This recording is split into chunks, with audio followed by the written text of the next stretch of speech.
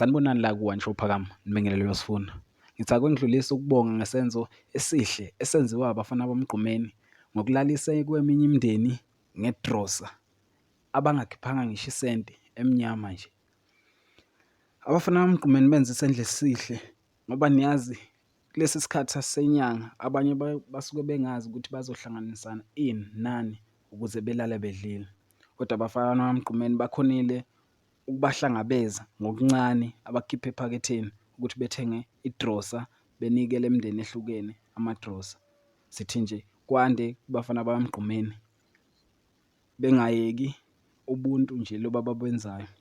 Sicela nje mbukeli wethu ushiye uvo lwakho ngalolu daba. Ungakhohlwa ukulayikha nokusubscribe. Ngiyabonga ukuthi nginishiye ngayo ingoma kaMgqumeni. Ngiyabonga.